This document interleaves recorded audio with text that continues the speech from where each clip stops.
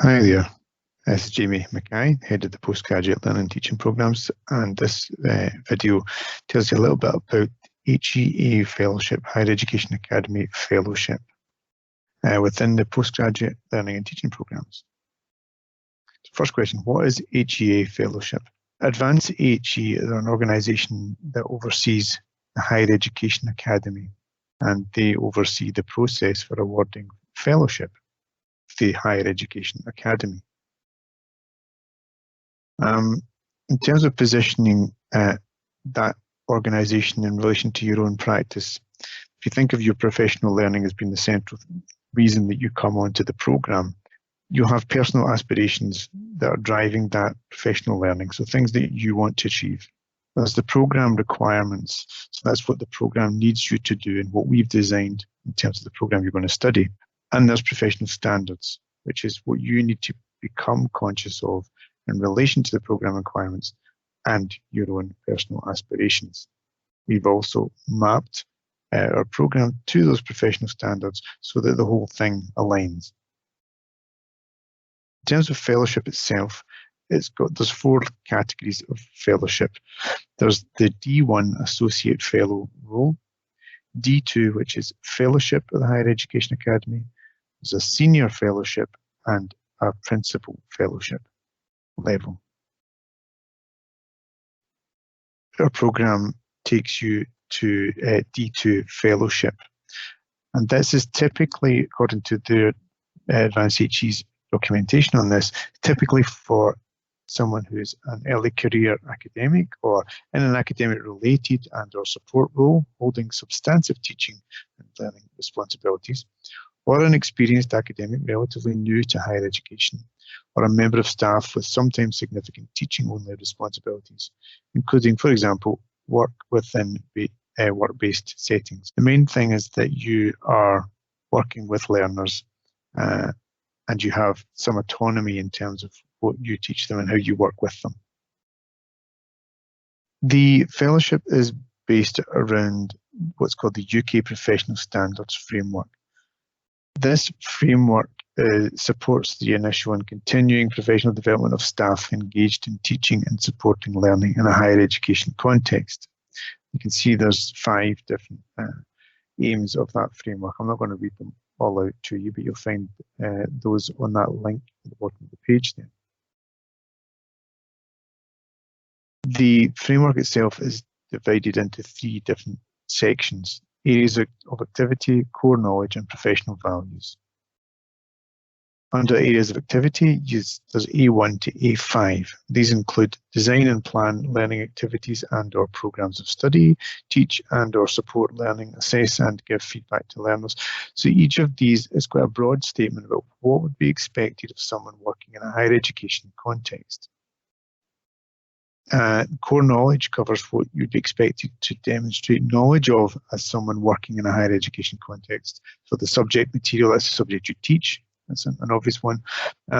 Appropriate methods for teaching, learning and assessing in the subject area and at the level of the academic programme. K3, how students learn both generally and within their subject discipline area. And professional values is the 3rd component to this. So V1, respect individual learners and diverse learning communities. V2, promote participation in higher education and equality of opportunity for learners. And throughout any programme of study that's accredited to award the fellowship, the programme has to demonstrate how the activities of the programme will ensure that learners are meeting each of these what's called dimensions of the framework. And they all interconnect with each other as well. So who is eligible for HEA Fellowship?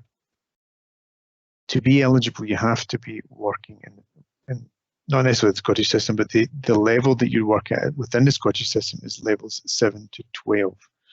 That equates as working in a further education context to HNC, Higher National Certificate or above, or in a higher education context, working on a degree programme. Year 1 of a degree programme is level 7, and that equivalent international level also makes you eligible. So if you're working with degree level learners in any institution internationally, you are eligible to follow this particular route towards HEA Fellowship. So how does the programme lead me to HEA Fellowship? This is a structure for both the programmes we offer, the MEd in Learning and Teaching in the Arts and the PG Cert in Learning and Teaching in the Arts. The PG Cert sits within the MEd, so if you study the MEd, you do the same modules as the PG Cert students, but you also do Arts Practice Inquiry modules and a Professional Inquiry module. It's a longer programme. This breaks down into these 5 modules. And it's these 2 modules here that relate to HEA Fellowship under Advanced HE. Teaching the Arts, 30 credits, you do that in year 1, and the Teacher as Researcher, you do that in year 2, and it's also worth 30 credits. That's within the MEd, and then Teaching in the Arts. That's how you reach Fellowship. So you reach Fellowship by the end of year 2 of your 3-year MEd study. If you're just doing the PG Cert, and it's those 2 modules, both those modules count towards your HEA Fellowship, and you finish that by the end of year 2. To take an example, one of the assessment modes within the Teaching the Arts module is to produce a rationale for an upcoming learning activity that you're delivering with learners. So the part of that we ask students to do prior to the actual delivery of the session is a rationale, and it's a presentation of what they intend to do within their learning activity. And we expect learners to map that to particular dimensions of the UK PSF. However, the module itself has been written to address these directly as well. So the programme is actually designed to ensure that you will meet the dimensions of the UK PSF. But in particular, this rationale for a learning activity would cover design and plan learning activities and or programmes of study. It would cover A5, engage in continuing professional development in subjects, disciplines and pedagogy, incorporating research, scholarship and the evaluation of professional practices. It would cover the subject material, K1, K2, appropriate methods for teaching, learning and assessing in the subject area and at the level of academic programme. And it would cover K3, how students learn, both generally and within their subject discipline area. Under professional values, it would also cover V1, respect individual learners and diverse learning communities.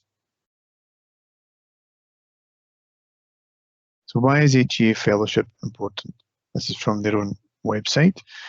Fellowship brings you a range of benefits, consolidates personal development and evidence of professional practice in your higher education career, provides a valuable measure of success and is increasingly recognised by international institutions, demonstrates commitment to teaching, learning and the student experience through engagement in a practical process that encourages research, reflection and development. Fellowship is increasingly sought by employers across the education sector as a condition of appointment and promotion.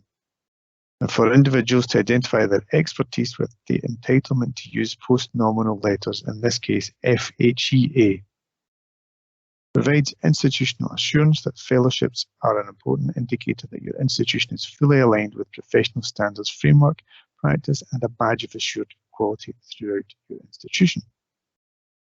So that's why you might want to engage in HEA Fellowship. So what does it cost for HEA Fellowship? If you're an individual from an institution that subscribes to Advanced HE, and that's a paying subscription, then there would be no charge for your fellowship. What would happen at the end of the programme is that your name would be uploaded to a database, HEA Fellows, and you would then receive a certificate of your HEA Fellowship. However, if you're from an institution that does not currently subscribe to Advanced HE, there will be a fee of £220 to process that. That's not our fee, that's the Advanced HE HEA Fellowship fee. So you may have to pay that at the end of year 2 when you've completed these modules. It's worth saying that you don't need to choose to go on the HEA Fellowship. If you're eligible, you simply go through the modules as everyone else does, but you do throughout that time continually keep the UK Professional Standards Framework as a core focus throughout your studies and demonstrate how you're meeting that particular standard. Other students will be meeting different standards to the HEA standards. They'll be meeting, for example, the General Teaching Council of Scotland standards for career-long professional learning, or there may be other professional standards those students are meeting. But if you're an HEA fellow candidate, you will be meeting the standards of the UK PSF, and that's the ones you will be drawing your attention to in your submissions. There's just further information there. The web pages, our web pages will give you information on the programme there. If you need to contact someone to talk more about this or any aspect of the programme, contact me there. My email is j.mackay@rcs.ac.uk. If you have questions about application or auditions, then contact auditions. By auditions, we don't actually audition, we have an interview process. And if you want to find out more about Advanced HEA Fellowship, then that link there should take you to their website. Thank you for listening.